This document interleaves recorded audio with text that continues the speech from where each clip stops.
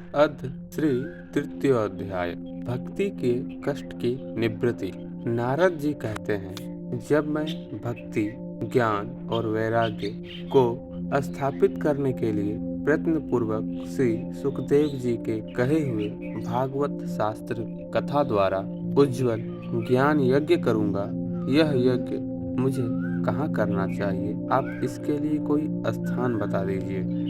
आप लोग वेद के पारगामी हैं, इसलिए मुझे इस सुख शास्त्र की महिमा सुनाइए। यह भी बताइए कि श्रीमद् भागवत की कथा कितने दिनों में सुनानी चाहिए और इसके सुनने की क्या विधि है। उसके बाद सनक आदि ऋषिगण बोले, हे नारद जी, आप बड़े विनीत और विवेकी हैं। सुनिए, हम आपको ये सब बातें बताते हैं। हरिद्वार के पास आनंद नामक एक घाट है। वहाँ अनेकों ऋषि रहते हैं तथा देवता और सिद्ध योग भी उसका सेवन करते रहते हैं।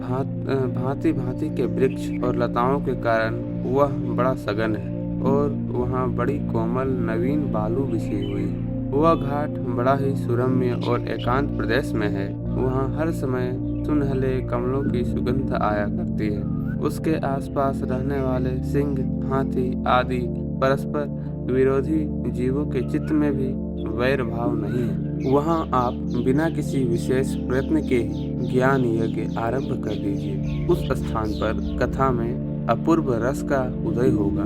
भक्ति भी अपनी आंखों के ही सामने निर्बल और जराजीर्ण अवस्था में पड़े हुए ज्ञान और वैराग्य को साथ लेकर वहां आ जाएगी, क्योंकि जहां भी श्रीमद् भागवत की कथा होती है वहां ये भक्ति आदि अपने आप पहुंच जाते हैं। वहां कानों में कथा के शब्द पढ़ने से ये तीनों तरुण हो जाएंगे। सूत जी कहते हैं, इस प्रकार कहकर नारद जी के साथ सनक आदि भी श्रीमद् भागवत कथा अमृत का पान करने के लिए वहां से तुरंत गंगा तट पर चले आए। जिस समय वे तट पर पहुंचे, भूलोक, देवलोक और ब्रह्मलोक सभी जगह इस कथा का हल्ला हो गया। जो जो भगवत कथा के रसिक विष्णु भक्त थे, वे सभी श्रीमद् भागवत अमृत का पान करने के लिए सबसे आगे दौड़ दौड़ कर आने लगे।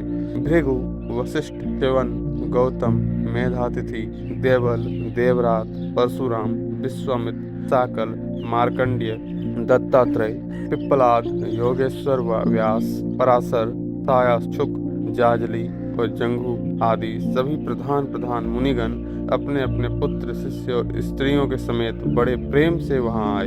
इनके सिवा वेद, वेदांत, उपनिषद, मंत्र, तंत्र, 17 पुराण और 6 शास्त्र भी मूर्तिमान होकर वहां उपस्थित हुए।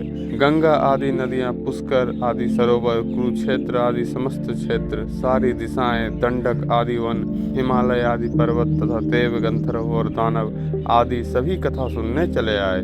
जो लोग अपने गौरव के कारण नहीं आए, महर्षि भृगु उन्हें समझा बुझा कर ले आए। तब कथा सुनाने के लिए दीक्षित होकर श्री कृष्ण परायण सनक आदि नारद जी के दिए हुए श्रेष्ठ आसन पर विराजमान हुए। उस समय सभी श्रोताओं ने उनको वंदना की। श्रोताओं में वैष्णव, विरक्त, सन्यासी और ब्रह्मचारी लोग आगे बैठे और उन सबके आगे नारद जी विराजमान हुए।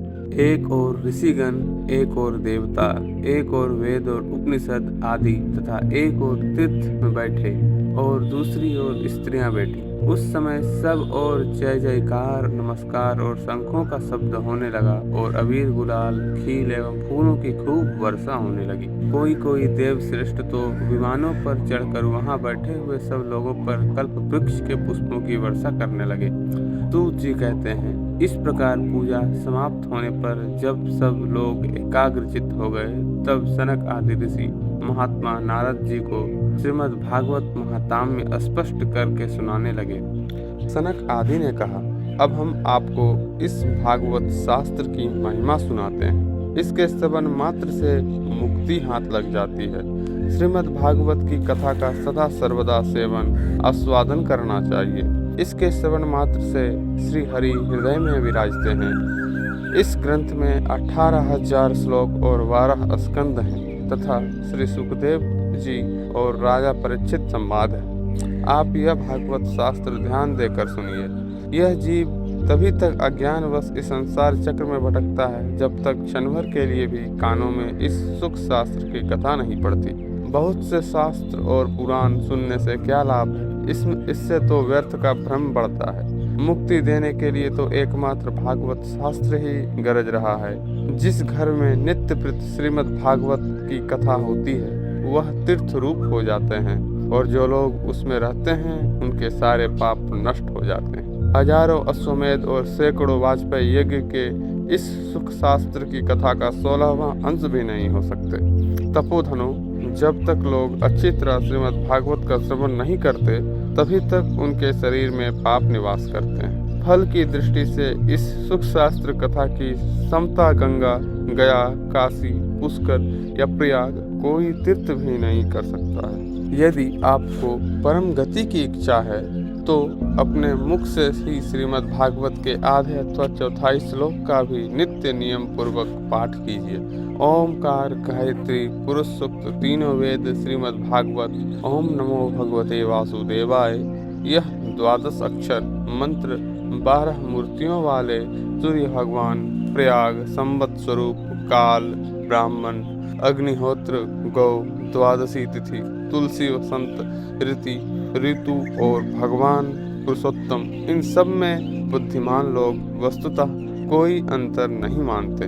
जो पुरुष अहर्निश अर्थ सहित श्रीमद् भागवत शास्त्र का पाठ करता है उसके करोड़ों जन्मों का पाप नष्ट हो जाता है। इसमें तनिक भी संदेह नहीं है। जो पुरुष नित्य प्रति भागवत का आधा या चौथाई श्लोक भी पढ़ता है उसे राजसी और अश्वमेध यज्ञों का फल मिलता है।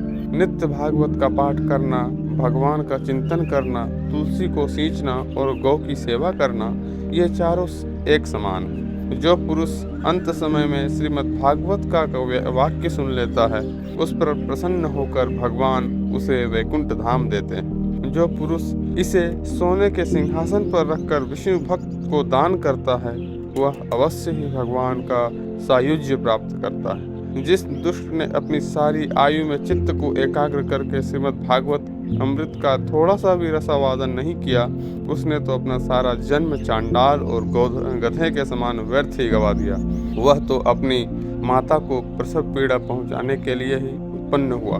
जिसने इस सुख शास्त्र के थोड़े से भी वचन नहीं सुने वह पापात्मा तो जीता हुआ ही मुर्दे के समान है। पृथ्वी के भार स्वरूप उस पशुतुल्य मनुष्य को धिक्कार है। यह स्वर्गलोक में देवताओं में प्रधान इंद्र आदि कहा करते हैं। संसार में श्रीमद् भागवत की कथा का मिलना अवश्य ही कठिन है। जब करोड़ों जन्मों का पुण्य होता है तभी इसकी प्राप्ति होती है। नारद जी, आप बड़े ही बुद्धिमान और योग निधि हैं। आप प्रयत्न पूर्वक कथा का श्रवण कीजिए। इसे सुनने के लिए दिनों का कोई नियम नहीं है। इसे तो सर्वदा ही सुनना अच्छा है। इसे सत्य भाषण और ब्रह्मचर्य पालन पूर्वक सर्वदा ही सुनना श्रेष्ठ माना गया है। किंतु कलयुग में ऐसा होना कठिन है। इसलिए इसकी सुखदेव जी ने जो विशेष विधि बताई है वह जान लेना चाहिए। कलयुग में बहुत दिनों तक चित्त की वृत्तियों वश में रखना, नियम में बंधे रहना और किसी पुण्य कार्य के लिए दीक्षित रहना कठिन है। इसलिए सप्ताह श्रवण की विधि है। श्रद्धा पूर्वक कभी भी श्रवण करने से अथवा माघ मास में श्रवण करने से जो फल होता है वही फल श्री सुखदेव जी ने सप्ताह श्रवण में निर्धारित किया है। मन के असंयम, रोगों की बहुलता और आयु की अल्पता के कारण तथा कलयुग में अनेकों देशों की और अनेक दोषों की संभावना से ही सप्ताह श्रवण का विधान किया गया है। जो फल तप, योग और समाधि से भी नहीं प्राप्त हो सकता वह संवार्ग रूप में सप्ताह श्रवण से सहज में ही मिल जाता है। सप्ताह श्रवण यज्ञ से बढ़कर है, व्रत से बढ़कर है, तप से भी कहीं बढ़कर है, तीर्थ सेवन से भी सदा ही बड़ा है, योग से बढ़कर है, यहाँ तक कि ध्यान और ज्ञान से भी बढ़कर है। अजी, इसका विशेषता का कहाँ तक वर्णन करें, यह तो सभी से बढ़ चढ़कर है। फिर सौनक जी ने पूछा, सूत जी, यह तो आपने बड़े आश्चर्य की बात कही। अवश्य ही यह भागवत पुराण योग वेत्ता ब्रह्मा जी के ही आदि कारण श्री नारायण का निरूपण करता है, परंतु यह मोक्ष की प्राप्ति में ज्ञान आदि सभी साधनों का तिरस्कार करके इस युग में उनसे भी कैसे बढ़ गया। फिर सूत जी ने कहा, सौनक जी, जब भगवान श्री कृष्ण इस धराधाम को छोड़कर अपने नित्य धाम को जाने लगे, तब उनके मुखार बिंदु से एकादश स्कंदरा ज्ञानोपदेश सुनकर भी उद्धव जी ने पूछा। उद्धव जी बोले, हे गोविंद, अब आप तो अपने भक्तों का कार्य करके परम धाम को पधारना चाहते हैं, किंतु मेरे मन में एक बड़ी चिंता है, उसे सुनकर आप मुझे शांत कीजिए। अब घोर कली काल आया ही समझिए, इसलिए संसार में फिर अनेकों दुष्ट प्रकट हो जाएंगे। उनके संसर्ग से जब अनेकों सत्पुरुष भी उग्र प्राकृतिक हो जाएंगे, तब उनके भार से दबकर यह गो रूपनी पृथ्वी इसकी शरण में जाएगी। हे कमल नयन, मुझे तो आपको छोड़कर इसकी रक्षा करने वाला कोई दूसरा नहीं दिखाई देता, इसलिए हे भक्त वत्सल, आप साधुओं पर कृपा करके यहाँ से मत जाइए। भगवान आपने निराकार और चिन्ह मात्र होकर भी भक्तों के लिए ही तो यह सगुण रूप धारण किया है, फिर भला आपका वियोग होने पर वे भक्तजन पृथ्वी पर कैसे रह सकेंगे। निर्गुणों वासनाओं में तो बड़ा कष्ट है, इसलिए कुछ और विचार कीजिए। प्रभास क्षेत्र में उद्धव जी के ये वचन सुनकर भगवान सोचने लगे कि भक्तों के अवलंब के लिए मुझे क्या व्यवस्था करनी चाहिए। सौनक जी ने तब भगवान ने अपनी सारी शक्ति भागवत में रख दी और वे अंतर्धान होकर इस भागवत समुद्र में प्रवेश कर गए। इसलिए यह भगवान की साक्षात शब्दमयी मूर्ति है। इसके श्रवण पाठ अथवा दर्शन से ही मनुष्य के सारे पाप नष्ट हो जाते हैं। इसी से इसका सप्ताह श्रवण सबसे बढ़कर माना गया है और कलयुग में तो अन्य सब साधनों को छोड़कर यही प्रधान धर्म बताया गया है। कलिकाल में यही ऐसा धर्म है जो दुख, दरिद्रता, दुर्भाग्य और पापों की सफाई कर देता है तथा काम, क्रोध आदि शत्रुओं पर विजय दिलाता है। अन्यथा भगवान की इस माया से पीछा छुड़ाना देवताओं के लिए भी कठिन है, तो मनुष्य तो इसे छोड़ ही कैसे सकते हैं। अतः इससे छूटने के लिए भी सप्ताह श्रवण का विधान किया गया है। फिर सूत जी कहते हैं, हे सौनक जी, जिस समय सनक आदि मुनीश्वर इस प्रकार सप्ताह श्रवण की महिमा का बखान कर रहे थे, उस सभा में एक बड़ा आश्चर्य हुआ। उसे मैं तुम्हें बताता हूँ, सुनो। वहाँ तरुणा अवस्था को प्राप्त हुए अपने दोनों पुत्रों के साथ लिए विशुद्ध प्रेम रूपा भक्ति बार बार श्री कृष्ण गोविंद हरे मुरारी हे नाथ नारायण वासुदेवा आदि भगवानों का नाम उच्चारण करते हुए अकस्मात प्रकट हो गई।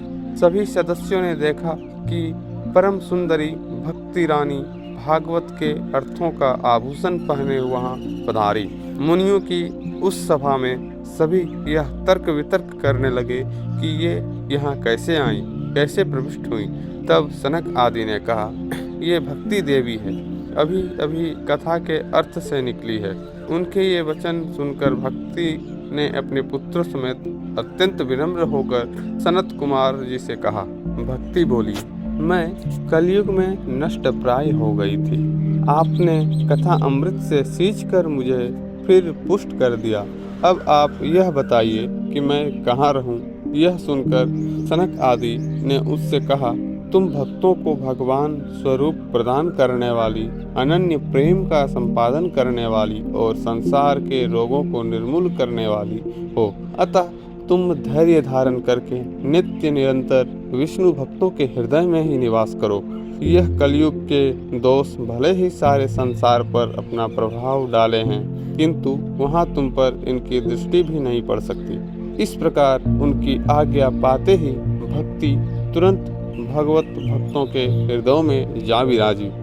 जिनके हृदय में एकमात्र श्री हरि की भक्ति निवास करती है, वे त्रिलोकी में अत्यंत निर्धन होने पर भी परम धन्य हैं, क्योंकि इस भक्ति की डोरी से बंधकर तो साक्षात भगवान भी अपना परम धाम छोड़कर उनके हृदय में आकर बस जाते हैं। भूलोक में यह भागवत साक्षात पर ब्रह्म का विग्रह है हम इसकी महिमा कहाँ तक वर्णन करें। इसका आश्चर्य लेकर इसे सुनाने से तो सुनने और सुनाने वाले दोनों का ही भगवान श्री कृष्ण की समता प्राप्त हो जाती है। अतः इसे छोड़कर अन्य धर्मों से क्या प्रयोजन है। इसी के साथ यह तृतीय अध्याय श्री देव पुराणे उत्तरखंडे श्रीमद्भागवत महात्म्यम भक्ति के कष्ट निवर्तन नाम तृतीय अध्याय संपूर्णमस्तु। जय श्री कृष्ण।